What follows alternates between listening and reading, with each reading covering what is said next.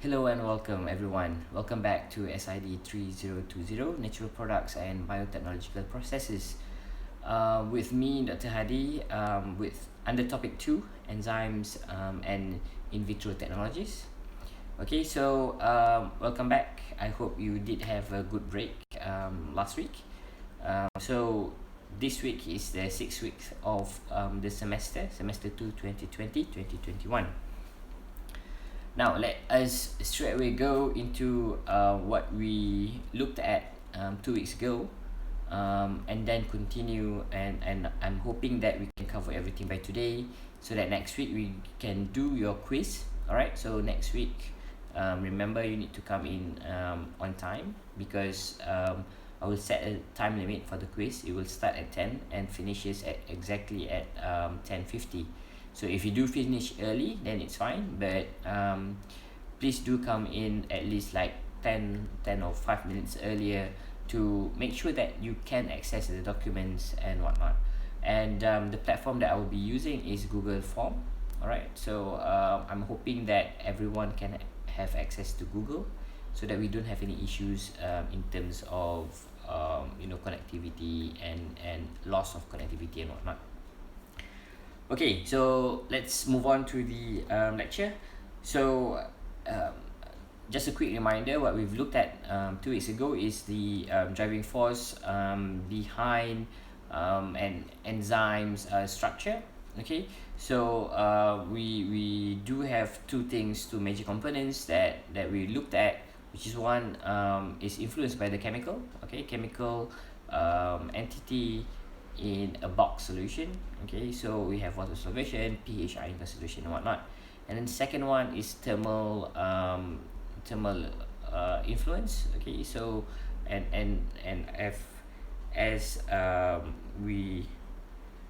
so first one is pH, of course. I'm hoping that you guys remember the drawings that I've drawn. If you don't, then go back to 2 weeks ago's lecture and have a look again. Alright, and also we've looked at thermal dependent driving forces. Okay, so like shown in the picture, you can actually have an optimum always. Of course, this is for human.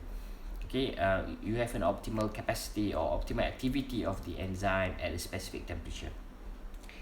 Alright, so we've looked at all of these in not in very detail, but at least on the surface, and I do hope that you can understand it a little bit, or understand it a lot if you can. And so today we're gonna look at the driving forces. They are still related to the driving forces that we've mentioned, that I've mentioned 2 weeks ago, but now we're gonna look at a more specific locations. Like for example, as you probably remember, the primary structure of a protein, which is a sequence of amino acid, okay, just a sequence, has no regards to the driving forces or the forces acting on chemicals. But so today we're going to look at is the driving forces behind the secondary structure, tertiary structure, and perhaps the quaternary structure. Okay, and we'll move from there. Okay, so and I know some of you might have some of you who have sat for my other courses find this kind of like similar. I actually tried it to make sure that it's slightly different, but of course in any forms they are related to one another. So if you do think that this is a revision, then it's good for you, it's an advantage for you, especially for the quiz. And for those who actually have not sat or have not looked at the lectures, and if you are interested, you can always go back to the QR code, if you still remember the QR code that I give you, so you can scan on that so that you can open the website, my website and my lab's website, and I actually do post links to the YouTube videos about all of my lectures over there. Okay, in case you're interested.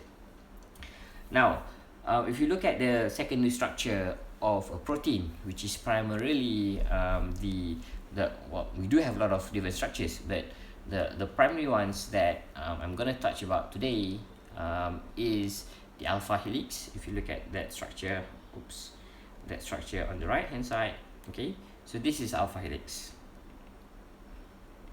It's also written there. Okay, so alpha helix is one of the two, or probably three, some of you might say, secondary structure in a protein. Okay, so we have alpha helix, or different helical structure.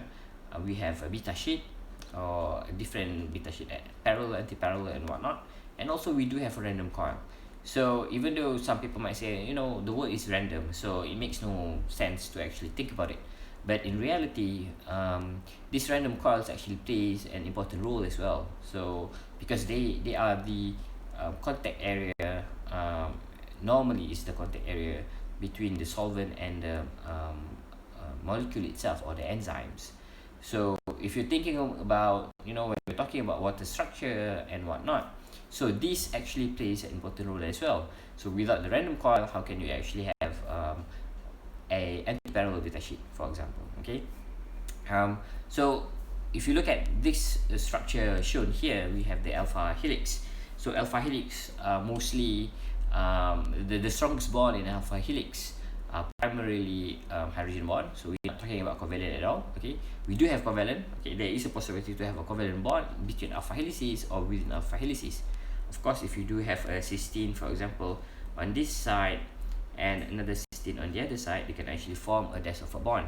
Okay, but we're not going to talk about that one per se.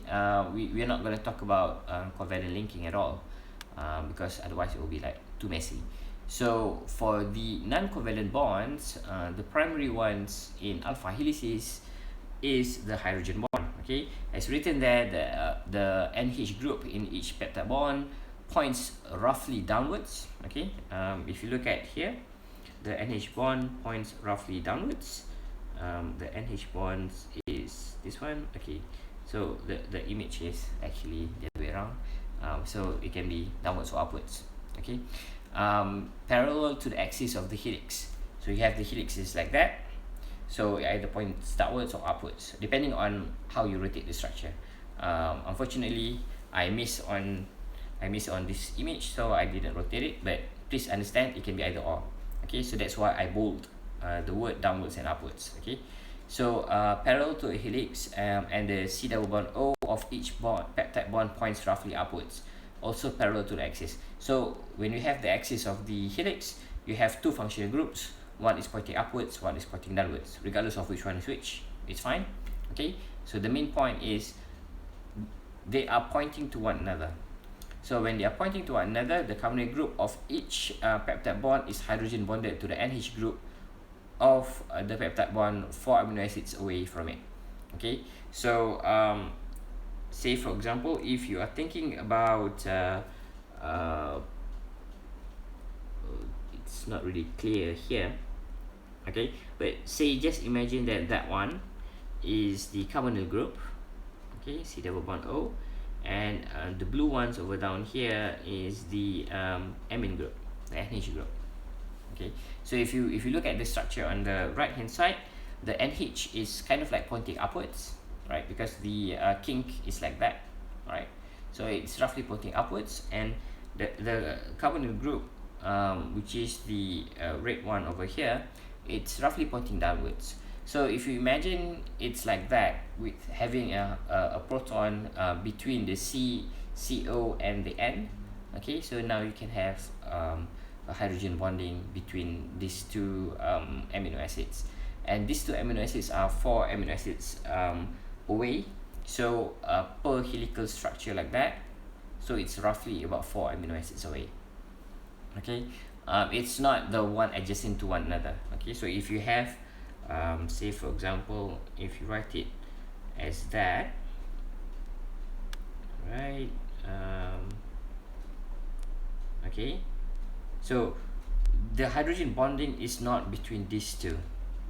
Okay, if you look at that, because that the structure that I've drawn is only 2 amino acids away. Okay, 2 amino acids away. Okay, so it's actually because of the helical structure, it takes 4 amino acids for the for the hydrogen bonding to form between the two amino acids. Okay, and also all R groups pointing R group, which is the side chain of the amino acid, pointing outwards of the helix, therefore reduces the steric interaction. Okay, so these are all the R groups, if you can see. So I've actually shown it so that it will be visualized quite easily. So you can see the R groups are all pointing outwards. Okay, they are not pointing inwards. So the inside, if you do actually turn it around, okay, it's kind of like a hollow tube. Okay, so that is one of the characteristics of an alpha helix. You do have, if you just Google helices, then you do have a lot of helices. You have triple helix, you have 310 helix and whatnot. So each name represents a slightly different helical structure. They're all helical in the sense that they are turning in some degrees, but depending on the name, like for example, alpha helices is 4 amino acid per turn. 310 helix is, if I'm not mistaken, it's like what 2.7 amino acids per turn or something like that. Okay, and triple helix is 2 helical structure joining together, forming like a triple helix. Okay, if you are interested, then go and have a look. Alright, other than that, so alpha helices, steric hindrance versus other forces. If you're thinking about just the hydrogen bond versus a steric hindrance, so again, as I mentioned, all the R groups are adjacent. R groups are pointing outwards from the helix, therefore reduces steric interaction. If you recall, steric is space. So steric interaction is a space filling model. So like if you were to draw it like a stick structure as shown here, you can see that those amino acids or those molecules or atoms are far away from another, so don't bother about it. Okay, but in reality, this is just a structure, a drawing structure. If you're thinking about space filling structure, whereby each atoms have its own space, like volume. Okay, so and each atom has different volume. So if you're talking about oxygen, it has more volume, as in the electron cloud, compared to say a carbon or a hydrogen. So these are actually play an important role, but for simplicity, I did not show the ball and stick structure or space filling structure, because otherwise you can't really see it. Okay, well, anyway, the theory is there. If you are interested in looking at it, then by all means go and have a look. Okay, but the important take note from here is steric structure from the other side chain groups are reduced because it's pointing outwards from the helical structure. Okay, the need for adequate separation between neighboring R groups to minimize steric hindrance and repulsion of like charges. Okay, what it means here is that if the R group are from the polar opposite charges, for example, from an arginine to a glutamic acid, so it's still fine. I mean, the steric hindrance comes into play, but towards the end of the day, because of the polarity differences between those two, they are kind of like attracted to one another. Okay, but so that's why it says adequate separation. So adequate separation between the neighboring R groups with like charges. So if you're talking about hydrophobic and hydrophobic, when you're talking about lysine and lysine, or in this case leucine and leucine side chain, okay, as shown over here. So you actually minimizing the energy, and therefore plays an important role in the driving forces that shape the structure of the whole protein or enzymes. Okay, so other than that, steric structure that comes into play is the sorry, it's not beta helix. Okay, it's Betasheet. So I did not change that. Sorry about that, but at least you can do something about your notes instead of just listening and whatnot. So you need to make sure that this structure is not a beta helix. There's no such thing as beta helix, at least not in the protein, or in the topic that we are covering. Okay, it's a Betasheet. So what is a Betasheet? If you look at the structure on the right hand side, you might get confused, like how is this a sheet? Let's go to the text first, and then I will talk about the structure. Okay, the carbonyl group of each peptide bond is hydrogen bonded to the NH group of peptide bond of a neighboring chain. Okay, compared to alphalysis just now, the hydrogen bonding is between the first and the fourth amino acid, or I to I plus 3. Okay, so if I is 1, I plus 3 is 1 plus 3 with a 4. So that's one of the ways to describe it.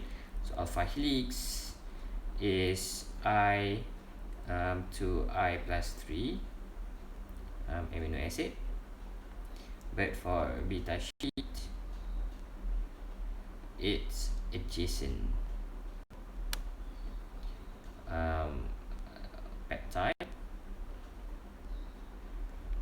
adjacent peptide chain. Okay, so those two are different. So those are the main differences between alphalysis and Betasheet. They are still hydrogen bonded, but the hydrogen bonds that are formed between these two structures are totally different. Okay, so two types of structures can occur. So one is parallel, whereby the polypeptide chain running in the same direction. Okay, so meaning that you have a Betasheet over here. Okay, not a Betasheet.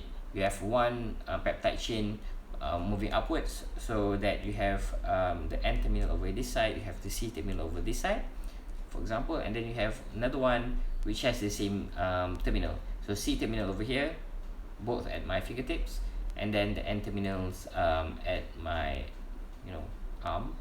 Okay, so if you have that kind of structure, we call it a parallel Betasheet, and the opposite is true. If you do have that kind of structure, then we call it as anti-parallel Betasheet. Okay, as shown in the picture, even though anti-parallel is over there, parallel is over there. Okay, so those are the main differences. They are still bonded by hydrogen bond in the middle. Okay, regardless of whether they are parallel or anti-parallel, they are hydrogen bonded. But you can actually see the anti-parallel forms a direct bond. Okay, a direct hydrogen bonding. So it kind of like matches, the location is exactly matches. But when you consider the parallel Betasheet, they are slightly, well, they are still hydrogen bonds regardless, but when talking about the bonds itself, then there are slight differences. Okay, so do notice that, and that and you might ask me, how does it form a Betasheet?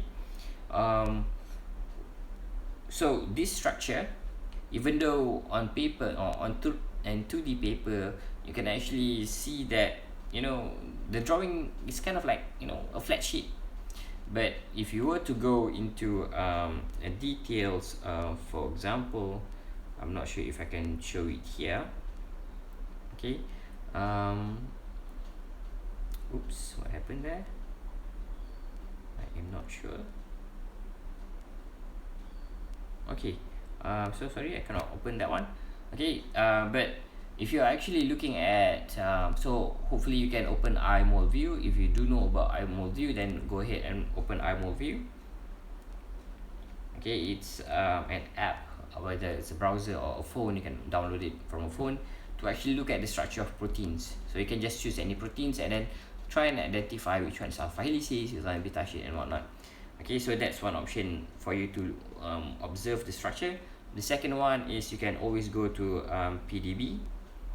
Okay, I do have links in all my lecture about PDB. So PDB is protein data bank.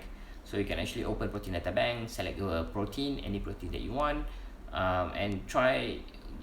There is an option for you to actually click and to view the 3D structure of a protein, and then from there you can actually look at which one is Betasheet and whatnot. Okay, so let's move on. So for the tertiary structure of a protein, so what are the main driving forces?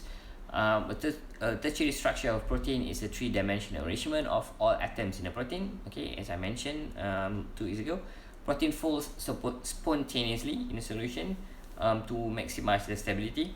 Okay, this one is if you're talking about a synthetic protein, it actually fall spontaneously in a solution, of course to maximize their stability or minimize their energy. Okay, maximize stability, minimize their energy. But if you are talking about proteins in a biology format, in a biological cell, or in our cell, for example, we do have other proteins that helps these primary enzymes or all the enzymes to fold. Okay, chemical synthesized proteins, if you were to let it fold spontaneously, you normally you will get a few isomers, so you have slightly different variation, which we now probably will show you some examples next time, but not this time around. Okay, so moving on, stabilizing interaction in the protein can occur between the peptide groups. Okay, remember, when you're talking about three-dimensional structure, you do have a very long chain. So what I mean by peptide groups is the atoms on the background of a protein. Okay, like for example, as we seen in the previous slide, is about the Betasheet. Okay, where you have two different chain. What I mean by two different chain is not two different chain altogether. Okay, so it can be from a same chain, a very long chain, and then they fold in a certain way that part of the same chain are actually next to one another. So what I mean by chain there is the area of the Betasheet. So one area from one side of the peptide chain, another Betasheet from sheet sequence from another side of the chain that folds one another, and then it forms it next to one another. Okay, it doesn't mean that, but it can also be from a different chain. Okay, just to make it clear, so it can be from the same chain as well for a Betasheet to form. And mentioned here on the tertiary structure is peptide groups. So again, peptide groups can come from same chain. Okay, for tertiary structure, it's definitely from the same chain and not from a different chain, because once the interaction comes from a different chain, then it goes up to another degree to the quaternary structure of the enzyme or protein. So now we're just talking about the tertiary structure. So all interaction comes from the same sequence, same amino acid chain. Okay, and also stabilizing interaction can come, of course, from the side chain groups, alpha substituent or the R group. So we call it alpha substituent because if you're thinking about amino acid like that, so this is the alpha position. Okay, so we call it alpha position, so that's why we call it alpha substituent. Additionally, we also call that as the R group. Just a nomenclature. Okay, and also it can the stabilizing interaction can come from peptide and side group. So peptide means the backbone, so you have a backbone, and then of course you do have a lot of R groups or the side chain. Okay, so the interaction or stabilizing interaction, the stabilizing interaction can comes between the R group, between backbone, meaning that when they fold to a certain format, so they become stabilized, and also it can comes from between the R group and the backbone itself. Okay, so this one is number one. Okay, between backbones, between side chain, number two, and between peptides, peptide backbone and the R group, number three. Okay,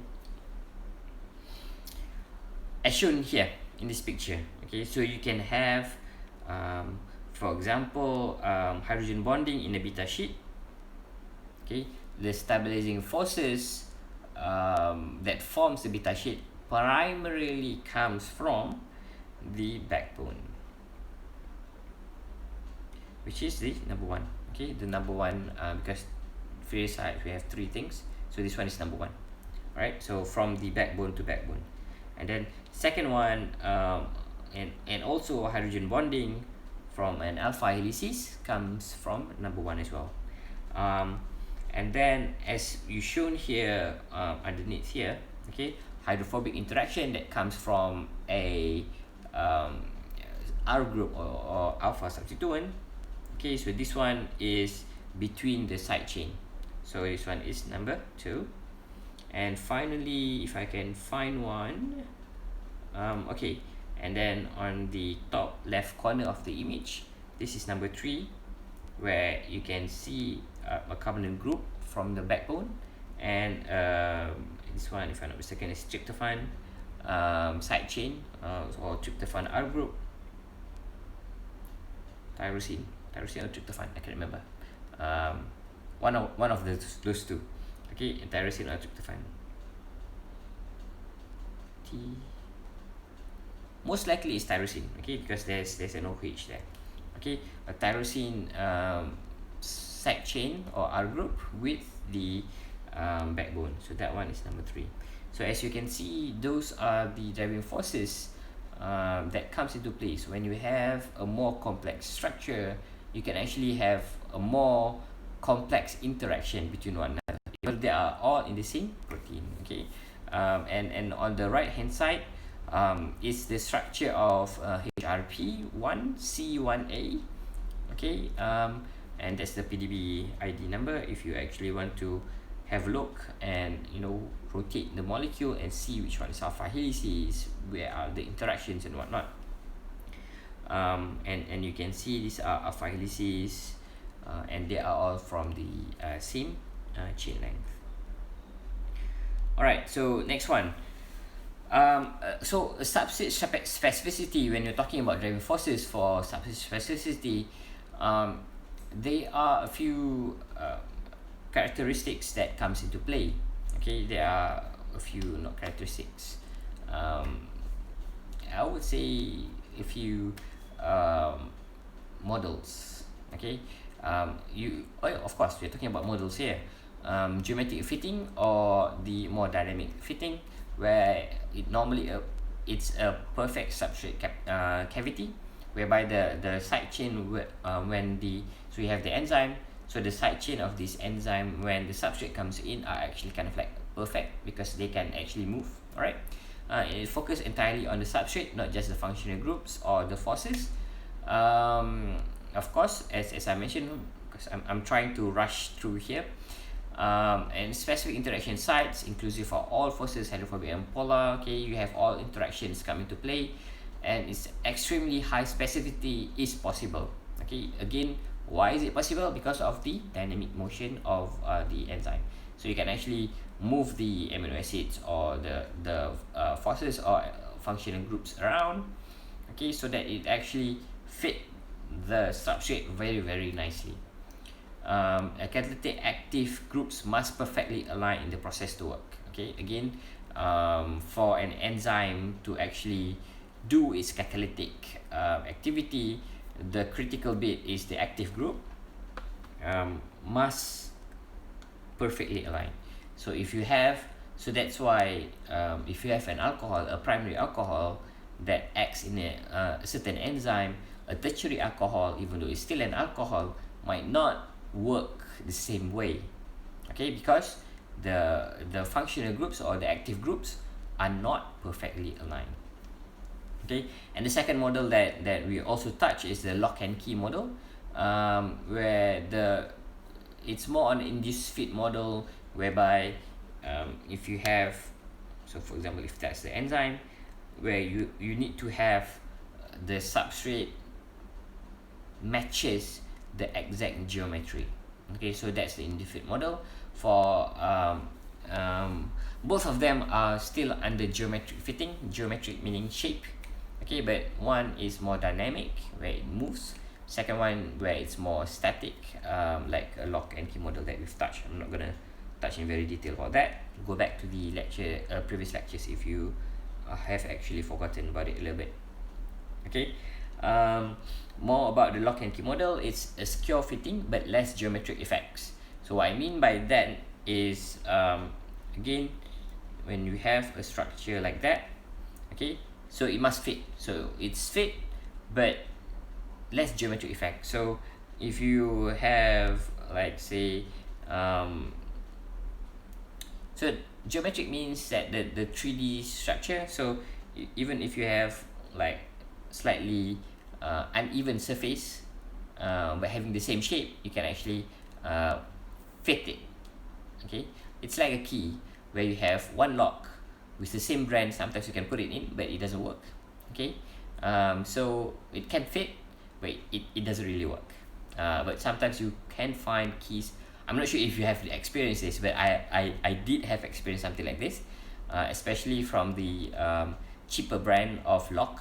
Okay, so if you buy 2 or 3 of them, you can actually try and swap the keys and play around. So even though the keys should be very specific to the lock, but you can actually try and wiggle a little bit, and sometimes you can actually open the key using open the lock using a different key.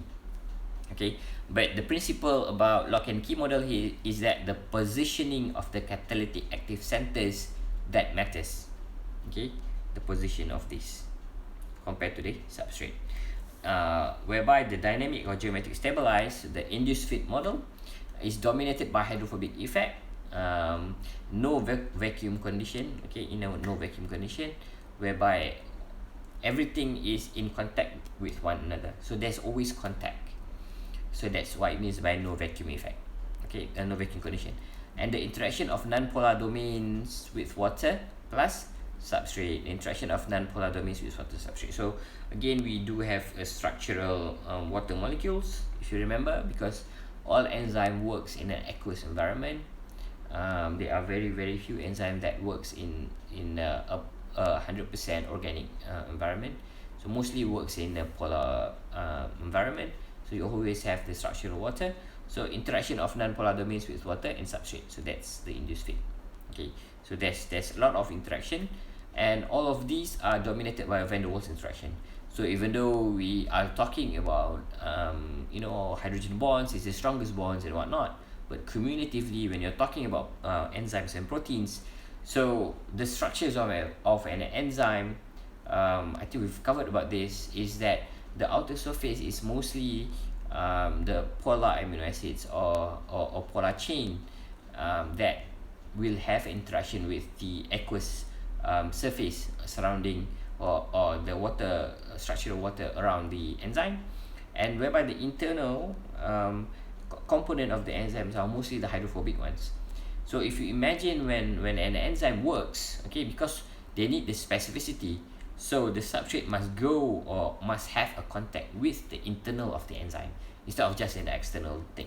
Okay, so that's why finally the interaction or driving forces is dominated by van der Waals interaction between the substrate and the enzyme. Okay, coenzyme and cofactor. Additional a bit about enzyme activity. So not all enzyme works alone with a substrate. Okay, there's also control for the activity of an enzyme, and that control comes into play as a coenzyme or cofactor. You can actually separate coenzyme and cofactor, but over here I don't think I separate them. I'll just combine them in under one topic. Okay, so what are coenzymes or cofactors? So they are non-catalytic organic or non-organic components essential for the normal catalytic activity of an enzyme. Okay, so coenzyme is the non-catalytic organic. Okay, so this one is coenzyme, while cofactor is non-organic component. Okay, it can be metals, for example. And we do know that for example, in our red blood cells, you have hemoglobin, which has ions or ferrum as part of the component of the enzyme. Okay, or enzyme or proteins, whichever you want to call it. So that what it means. So you need to have this for the protein or enzyme to have a normal activity. So without this component, it doesn't work. Okay, so this coenzyme or cofactor are loosely or tightly associated with the protein, depending on the nature of the protein. Okay, so it's free to diffuse away at some point. So you can have a coenzyme or coprotein that is strongly bonded to the protein. For example, in our case, when we are talking about, of course we're not talking about enzymes here, we're talking about proteins in general, but a similar function applies. Okay, where you have a protein that has a hemoglobin, okay, for example, that has an iron or a ferrum internally, so it's actually strongly bonded to the heme protein. okay, because otherwise, you know, you can just take out the iron and you pretty much you will die because of iron toxicity. But so and because of the function of the heme molecule and the iron together with it, so it actually tightly associated with the protein. All right.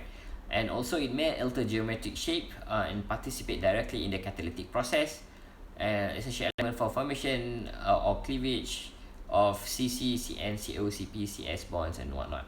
As you probably learn on your pure organic chemistry subjects, where sometimes you have metal as a catalytic processes. Well, it's the same principle applies here. So you have metals to have the catalytic activity, or you may have, okay, so I'm not going to say that the metals are very essential, but there are some proteins or enzymes that requires direct involvement of external party or external molecules or cofactors for it to function. Okay, so sometimes the enzyme function as the kind of like the gatekeeper, okay, to make sure that only specific enzyme or a specific substrate can come into contact with it, but the catalytic activity that comes into play within the enzyme itself comes from a cofactor. Okay. All right. So what I mean here is when I say it alters the geometric shape or participate directly, as shown here on, if you look at the bottom left hand side first, okay, so you may have a cofactor or coenzyme like that.